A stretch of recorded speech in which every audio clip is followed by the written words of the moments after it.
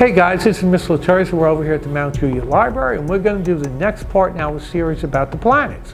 We did Mercury, Venus. The next one in line is going to be Earth, but good grief, we've done so many stories about Earth, we're just going to jump right over that. So what's going to be the next planet? Remember, my very excellent mother just sent us nachos.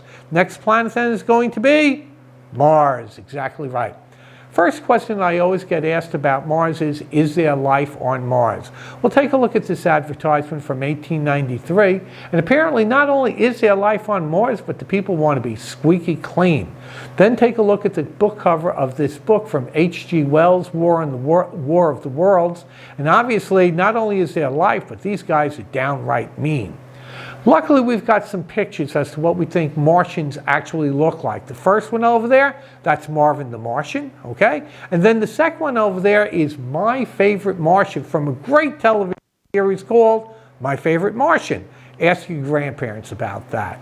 It seems like so far I'm just poking fun at what people think about as being Mars, but in reality what we're talking about is based upon actual fact by astronomers like Giovanni Schiaparelli and Percival Lowell. For example, take a look at this map.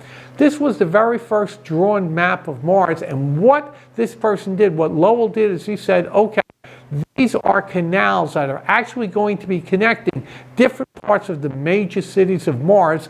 Obviously, there's intelligent life if they're smart enough to be able to build these canals to connect them to the different cities. Okay, so that's why we think there's life on Mars. But why is it always the little green men like Marvin the Martian and John Jones over there, the Martian Manhunter?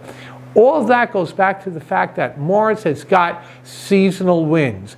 In the wintertime, the winds pick up and all the dust and debris gets circulated all throughout the planet, so the planet appears as if it has a smooth surface. In the summertime, when the winds die down, it settles down, and then it seems like you have over there in the summer, and what they theorized was that there was plant life. Green. There was plant life on Mars. It would bloom in the summer, and then in the wintertime it would die off, when in reality this was just a result of what was happening by the seasonal winds picking up the debris, or actually the iron oxide or rust which is across the surface of Mars. Well, once people get the idea that there's actually life on Mars, whether it's right or wrong, the newspapers are going to make up all sorts of stories about it, whether it be Flash Gordon, whether it be H.G. Wells, or even comic strips like The Martian Manhunter. Boy, those guys were really dumb. No, you've got to realize that good scientists understand that sometimes good observations lead to incorrect inferences.